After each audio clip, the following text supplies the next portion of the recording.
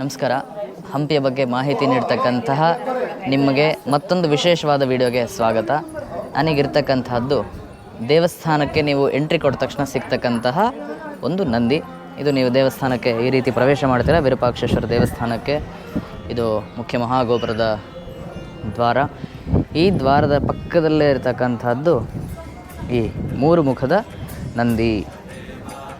ಏನು ಸಾಮಾನ್ಯವಾಗಿ ನಂದಿಗೆ ಒಂದೇ ಮುಖ ಇರುತ್ತೆ. ಇದಕ್ಕೆ ಯಾಕೆ ಮೂರು ಮುಖ ಇದೆ ಅಂತಂದರೆ, ಇದಕ್ಕೆ ಹೆಸರು ಬಂದು ತ್ರಿಕಾಲಜ್ಞಾನ ನಂದಿ ಅಂತ ಇದರ ಹೆಸರು.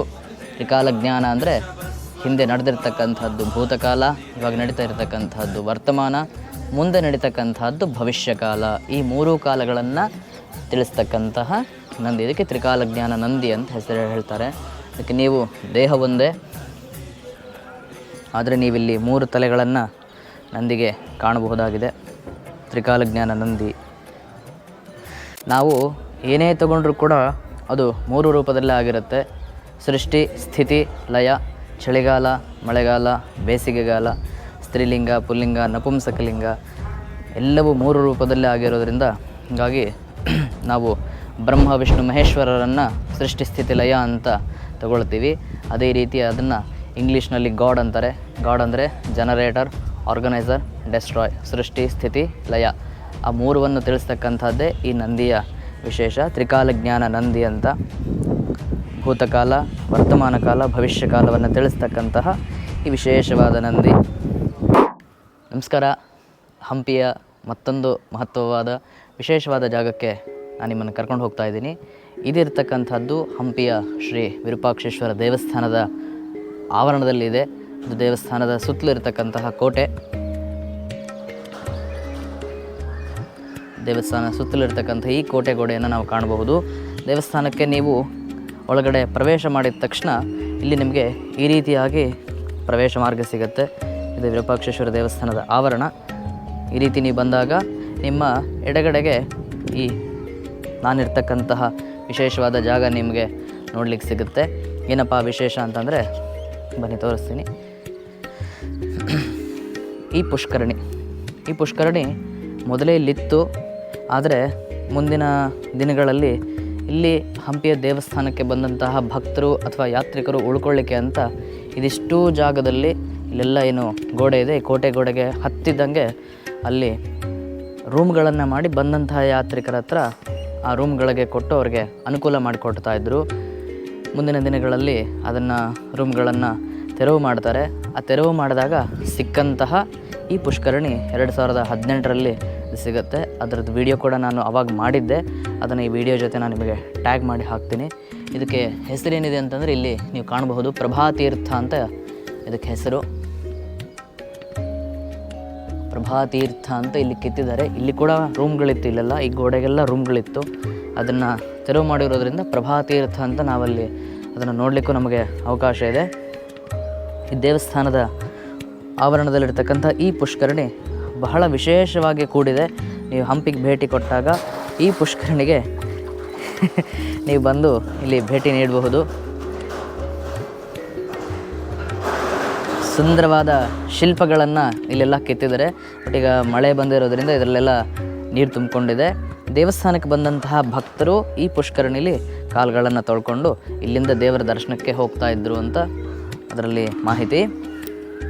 ಇಲ್ಲಿ ನೀವು ಕಾಣಬಹುದು ನಂದಿ ಇದೆ. ಆ ಮೇಲ್ಗಡೆಯಿಂದ ಬರ್ತಕ್ಕಂಥ ಅಲ್ಲಿ ನೀರಿನ ವ್ಯವಸ್ಥೆ ಬರಲಿಕ್ಕೆ ಕೂಡ ಒಂದು ಜಾಗ ಮಾಡಿದ್ದಾರೆ. ಎಲ್ಲ ಸುತ್ತಮುತ್ತಲು ಗೋಡೆಗಳ ಮೇಲೆ ಜಲಚರ ವಾಸಿಗಳು ಅಂದರೆ ನೀರಿನಲ್ಲಿ ವಾಸ ಮಾಡ್ತಕ್ಕಂತಹ ಕೆಲವು ಪ್ರಾಣಿಗಳನ್ನು ಅಲ್ಲಿ ಕೆತ್ತಿದ್ದಾರೆ. ಮೀನಾಗಿರಬಹುದು, ಏಡಿ ಆಗಿರಬಹುದು, ಆಮೆಗಳಾಗಿರಬಹುದು, ಕಪ್ಪೆಗಳಾಗಿರಬಹುದು. ಇದೆಲ್ಲವನ್ನು ಈ ಪುಷ್ಕರಣಿಯ ಸುತ್ತಲೂ ಕೆತ್ತಿದ್ದಾರೆ. ಇಲ್ಲಿ ಈ ಪುಷ್ಕರಣಿಗೆ ನೀರು ಬಂದು ಶೇಖರಣೆ ಆಗಲಿಕ್ಕೆ ಅಂತ ಹೇಳಿ ಇಲ್ಲಿ ನೀರಿನ ವ್ಯವಸ್ಥೆಯನ್ನು ಮಾಡಿದರು. ಮೇಲೆ ಗುಡ್ಡದಿಂದ ಬರ್ತಕ್ಕಂತಹ ಮಳೆ ನೀರು ಇಲ್ಲಿಂದ ಬಂದು ಇಲ್ಲಿಂದ ಅದು ಇಳಿದು ಈ ಮಾರ್ಗವಾಗಿ ಅದು ಬಂದು ಈ ಪುಷ್ಕರಣಿಗೆ ಅದು ಹೋಗಿ ಇಲ್ಲಿ ಒಂದು ನಂದಿ ಮಾಡಿದರೆ ಆ ನಂದಿಯ ಮುಖದಿಂದ ಅದು ಈ ಪುಷ್ಕರಣಿ ಒಳಗೆ ಬೀಳುತ್ತೆ. ಈ ಪುಷ್ಕರಣಿಯ ಪಕ್ಕದಲ್ಲಿ ಒಂದು ಅತ್ಯದ್ಭುತವಾದ ವಿಶೇಷವಾದಂಥ ಒಂದು ಮಂಟಪ ಕೆತ್ತಿದ್ದಾರೆ. ಈ ಮಂಟಪದ ಉದ್ದೇಶ ದೇವರ ವಿಗ್ರಹಗಳನ್ನು ಇಲ್ಲಿಟ್ಟು ಪೂಜೆಗಳನ್ನು ಮಾಡಿ ಉತ್ಸವ ವಿಗ್ರಹಗಳನ್ನು ತಗೊಂಡು ಹೋಗ್ತಾಯಿದ್ರು. ಈ ಕಂಬಗಳ ಮೇಲೆ ನೀವು ಕಾಣಬಹುದು ಶಿವನನ್ನು ಯಾವ ರೀತಿ ನಂದಿಯ ಮೇಲೆ ಕೂಡಿಸಿ ಆರಾಧನೆ ಮಾಡ್ತಾಯಿದ್ರು ಅಂತ ನೀವಿಲ್ಲಿ ಕಾಣಬಹುದು. ಇಲ್ಲಿ ಬೇಡರ ಕಣ್ಣಪ್ಪ ಇದ್ದಾರೆ. ನಿಮಗೆಲ್ಲ ಬೇಡರ ಕಣ್ಣಪ್ಪನ ಕಥೆ ಗೊತ್ತೇ ಇದೆ. ಶಿವನ ಭಕ್ತಿಗೆ ಆತ ಶಿವನ ಕಣ್ಣಲ್ಲಿ ನೀರು ಬರುತ್ತೆ, ನಿಮಗೆಲ್ಲ ಕಥೆ ಗೊತ್ತೇ ಇದೆ. ಆವಾಗ ಎಷ್ಟು ಏನೇ ಪ್ರಯತ್ನ ಮಾಡಿದ್ರೂ ಕಣ್ಣಲ್ಲಿ ನೀರು ಬರೋದು ನಿಂದ್ರೋದೇ ಇಲ್ಲ, ಕೊನೆಗೆ ರಕ್ತ ಬರೋಕ್ಕೆ ಶುರುವಾಗುತ್ತೆ. ಯಾಕೆ ಈ ರೀತಿ ಆಗ್ತಾಯಿದೆ, ನನ್ನಿಂದ ಏನಾದರೂ ಅಪಚಾರ ಆಗಿರಬಹುದು ಅಂಥೇಳಿ ಸ್ವತಃ ಕಣ್ಣಪ್ಪ ಬೇಡರ ಕಣ್ಣಪ್ಪ ತನ್ನ ಕಣ್ಣನ್ನು ಕಿತ್ತಿ ಶಿವನಿಗೆ ಅಂಟಿಸಿದ್ದ ಕಥೆ ನಿಮಗೆಲ್ಲರಿಗೂ ಗೊತ್ತೇ ಇದೆ. ಇಲ್ಲಿ ಮೇಲೆ ವೃಷಭ ವಾಹನವಾಗಿರತಕ್ಕಂತಹ ಶಿವ ಮತ್ತು ಪಾರ್ವತಿಯನ್ನು ನಾವಿಲ್ಲಿ ಕಾಣಬಹುದಾಗಿದೆ.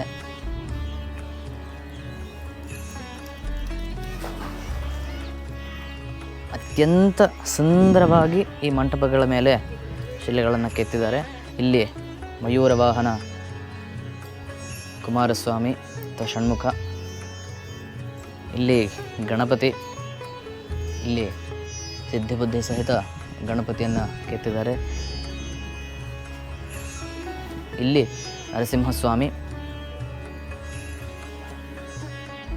ಇಲ್ಲಿ ನೋಡಿ ಕಿಟಕಿ ರೀತಿಯಾಗಿ ಎಷ್ಟು ಅದ್ಭುತವಾಗಿ ಇದನ್ನು ಕೆತ್ತಿದ್ದಾರೆ. ಇಲ್ಲಿ ಕಂಬ ಹೊಡ್ಕೊಂಡು ಬಂದಂತಹ ನರಸಿಂಹಸ್ವಾಮಿಯನ್ನು ಕಾಣಬಹುದು.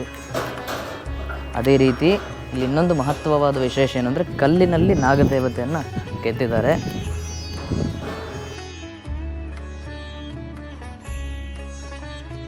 ಇಲ್ಲಿ ಗಮನಿಸಬಹುದು, ಮಾಮೂಲ ಕಲ್ಲಿನ ಮೇಲೆ ಕೆತ್ತಿರ್ತಾರೆ, ಆದರೆ ಎರಡೂ ಕಂಬಗಳ ಮಧ್ಯದಲ್ಲಿ ನಾಗದೇವತೆಯನ್ನು ಒಂದು ರೀತಿ ಡಿಸೈನ್ ಆರ್ಕಿಟೆಕ್ಚರ್ ಒಳ್ಳೆ ಅತ್ಯಂತ ಅದ್ಭುತವಾಗಿ ಇದನ್ನು ನಿರ್ಮಾಣ ಮಾಡಿದ್ದಾರೆ. ಇಂತಹ ವಿಶೇಷವಾದ ಮಂಟಪಗಳು, ವಿಶೇಷವಾದ ದೇವಸ್ಥಾನಗಳು ಹಂಪಿಲಿ ತುಂಬಾ ಇದೆ. ಮುಂದಿನ ದಿನಗಳಲ್ಲಿ ನಾನು ನಿಮಗೆ ಅದನ್ನು ಎಕ್ಸ್ಪ್ಲೋರ್ ಮಾಡ್ತಾ ಹೋಗ್ತೀನಿ. ಇಲ್ಲೆಲ್ಲ ರೂಮ್ಗಳಿತ್ತು, ಇದೆಲ್ಲ ರೂಮ್ಗಳಿದ್ದಂತಹ ಜಾಗ.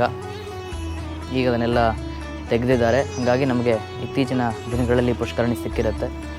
ದೇವಸ್ಥಾನದ ಅತ್ಯಂತ ನಯನ ಮನೋಹರವಾದಂತಹ ದೃಶ್ಯ.